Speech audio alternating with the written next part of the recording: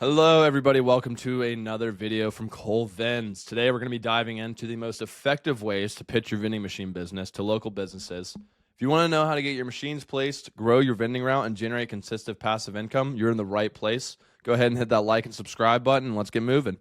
So today, we're going to be covering everything from preparation to follow-up and to how to handle objections and closing the deal. So let's get right into it. First, we're going to go over research and preparation. Now, before you make your first contact, you're going to have thorough preparation. This section will dive into the specifics of how to research effectively so your pitches hit the mark. All right, so the first bullet point I want to go over is identifying the right businesses. Don't waste time pitching to every business. Instead, narrow down your target list to those that will benefit from your service. So the examples I want to use for this is large office buildings. I like to have them have a minimum of 50 office employees, or gyms with high member traffic, schools, hospitals, or apartment complexes.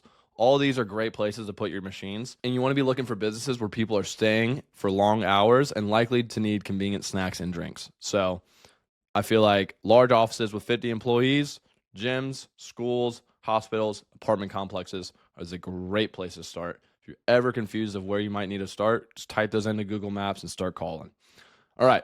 Now, you're going to want to tailor your offer because you're not going to give the same offer to every single business because they're not the same business. Different businesses have different needs. Tailor your offer based on the type of location. So for offices, I like to emphasize that it's a great thing for employee satisfaction and convenience. If the employees are constantly going out and getting lunch and coming back 20 minutes late, this is a great solution for that. You just have a machine placed right there, then get a snack whenever they want, never leave the premises.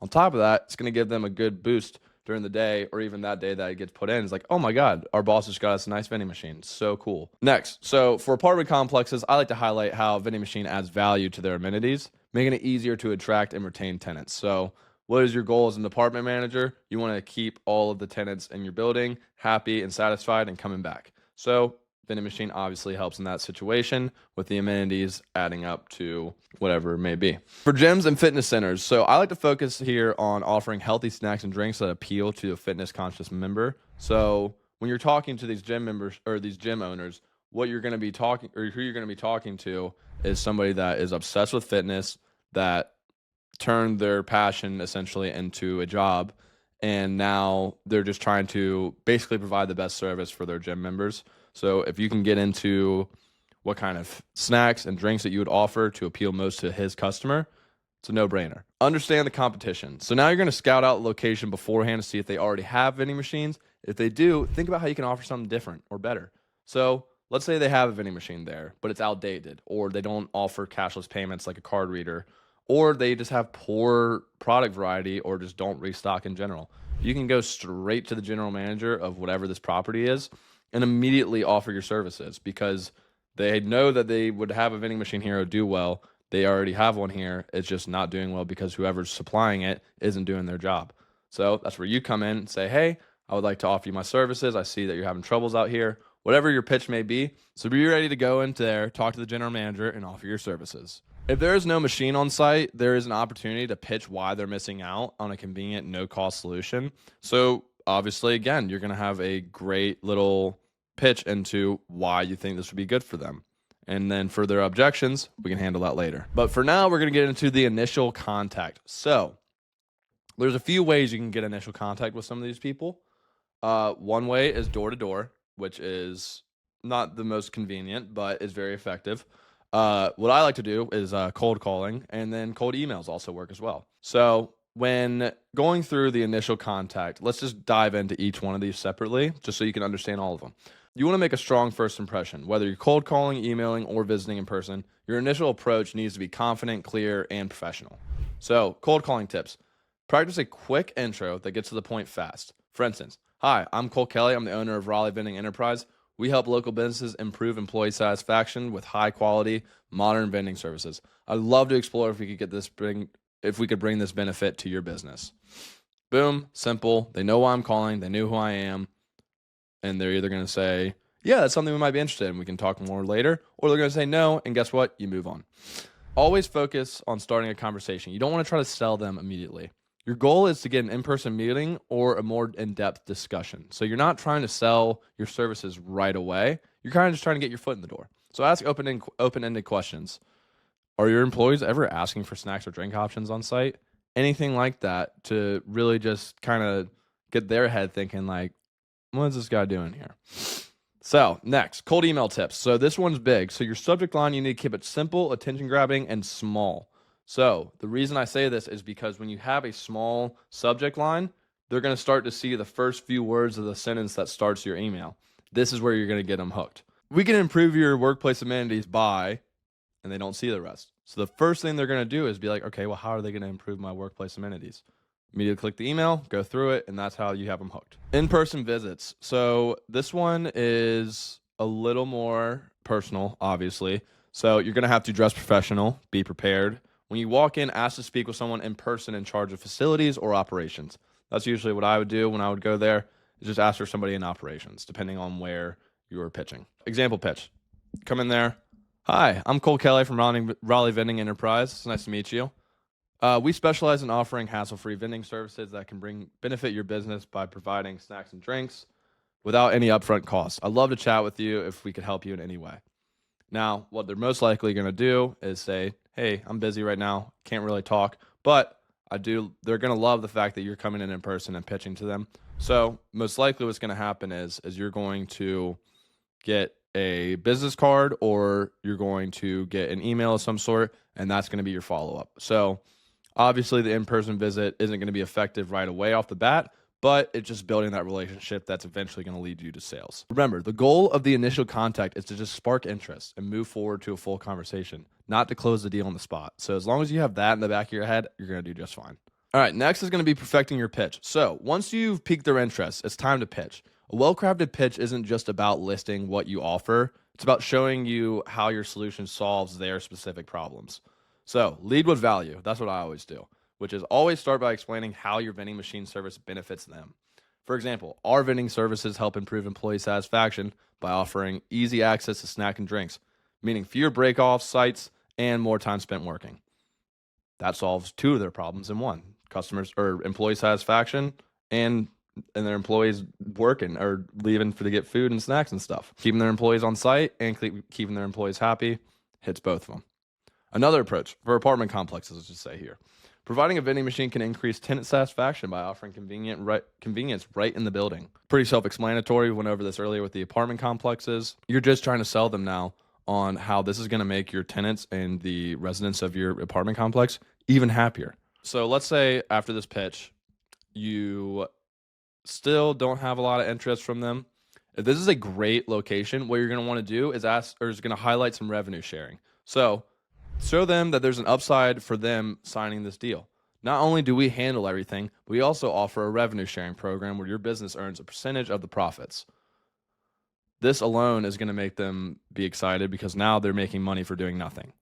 So always, if you're having struggles in the beginning, especially getting your vending machine up and going by not closing sales, you can always offer a little revenue share, and that is going to get the employer excited about the offer and most likely to take the deal. Now, with these, I never like to offer more than 5 to 10% depending on the business, but if it's a great location, I could say you could offer up to 15, 20%. Your next tangible asset you have, though, is that it's no cost, no hassle. Essentially, you're doing this all on your own. All they're doing is signing a paper. Emphasize that they don't have to pay for the installation, restocking, or maintenance. We take care of everything from start to finish. You get all the benefits with zero effort. All you have to do is sign this contract. But now you're going to back it up with data. So share some stats or success stories that show how your machine perform in a similar environment. Example, in our most recent placement at a local office, employees used the machine daily, and it generated an additional $300 in revenue for the company in the first month. That's pretty awesome for them to hear because they're like, wow, $300 a month for literally doing nothing? Sounds good to me. So we're going to tailor to their needs. Make sure your pitch aligns with their business type. For offices, our machines keep employees on site during breaks, which boosts productivity. For gyms, we offer healthy options like protein bars, energy drinks, electrolyte water, perfect for your members. And then for retail locations, our machines can cater to your customers, keeping them in store longer. Overcoming objections, and this is where we're mostly going to be hanging out in the entire pitch that you're going to be giving to anybody. This is where you'll be hitting it. This is where you'll be hanging out. So objections are inevitable. How you handle them can make or break the deal. Here are the most common objections that I hear personally, and here's how I counter them effectively. We don't have the space. That's just one I get nonstop. And it can be true, but it's really never not. It's just the first thing that comes to mind is, I don't want to deal with that. We don't have space. So something that I do to kind of dilute that problem and switch to something else, which is that's something we specialize in. Our machines are compact, and we can work with you to find an underutilized area like a break room, lobby, or even a hallway just to put a machine out there. Another example would be in another office, we placed a machine in a small corner of a break room, and it's been a big hit. So just comparing it to other situations like their own where it's been a positive outcome. We don't want to deal with the hassle. Our service, so that's the next objection. We don't want to handle with the hassle. We don't have time for that right now. Our service is completely hands off for you. We handle everything from installation to restocking and maintenance. You won't even notice we're there until you see how happy your employees are with their new options. This immediately denies their rejection of, we don't want to handle this kind of like deal right now. We're pretty busy ourselves. And immediately turns that down, and then turns into a positive of, you're not even going to notice us until you notice how happy everyone is that we put one in for you guys. So next one, we already have vending machines. This one can be a very big make or break for a lot of people. If someone has a vending machine at the location and they're happy with the services, you're probably not going to make the sale. So I would move on myself, but you can always come at them with this. That's great. What I can offer is a more modern service with machines that accept cashless payments, offer a wider variety of snacks, come with better maintenance service. We'd even run a trial period to see how machines perform against your current ones. At another location, we replaced older machines with new ones, and it increased sales by 20% within the first month. Now, both of these work really, really well. Either way that you do it, if they're happy with their machines currently and their current provider, they're probably not going to switch it. So just move on to the next if you've given them these two pitches and they're still backing you down. This is the final objection, and it's the one that I probably hear the most. Our employees and customers just wouldn't use it, which, I mean, depending on the business, is a good objection, but for the most part is wrong. So here's how you combat that when you hear it. I understand that concern, and we're sorry that you think that, but we offer customizable product selections so that the items we're stocked are based on your employees and customers actually want. Plus, we monitor usage, and we can adjust the products to be even a better fit for their preferences, so that way the machine will always be selling. So handling objections is most important that you do it calmly and with concrete solutions that show that you've thought through their potential concerns and are ready to adapt. Finally, closing the deal. The pitch is going well. You've handled the objections. Now it's time to close. This is where a lot of deals fall through because you don't handle it right. You can lose the entire sale. So here's how to confidently close and secure the placement.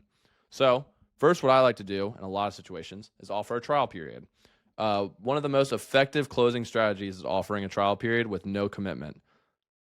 Essentially, you would say, let's place a machine here for 30 days. If you're not satisfied, we'll remove it. No questions asked, no money from you, no money whatsoever. Not a big deal. We'll get it out of here. Let's just try it for 30 days. If you don't like how it's set up, we'll get it the hell out of here. They're immediately, by the way, going to say, yeah, definitely, let's do it, especially if they don't have a machine. Now, this takes the risk off the business owner and gives them a chance to see how the vending machine performs without long-term pressure. Next close that we're going to get into is the revenue sharing close.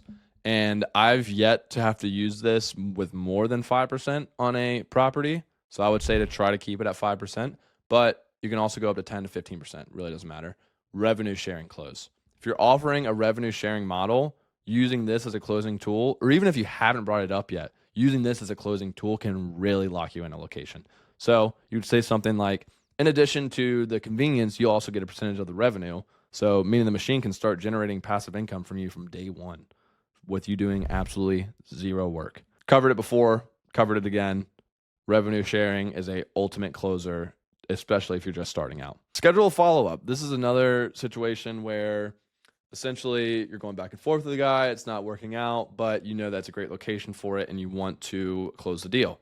So if they need more time to think it over, give them that time. Make sure you set a specific follow-up date, but make sure you give them the time that they need to where you're not breathing down their neck.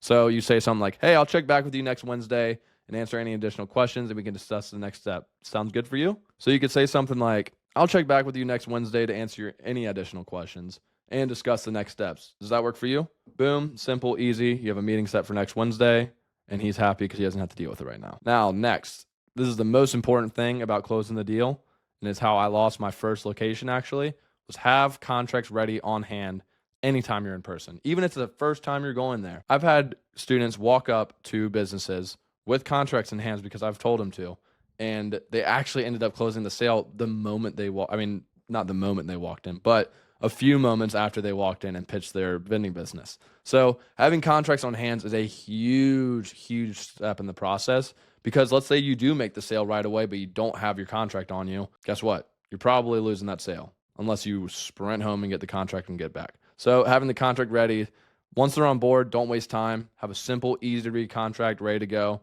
Quicker you get it signed, the better. Could not emphasize this more. Get your contract signed. And that's going to do it for us. Really great video. I would love to help you guys out even more. I have a free community and course where I help all of you guys out with your vending needs and starting your own vending business. We have Q&As every Friday. We have a big community of people who just wanting to learn and grow their vending business. So hop in. The link's here below. See you guys in the next video.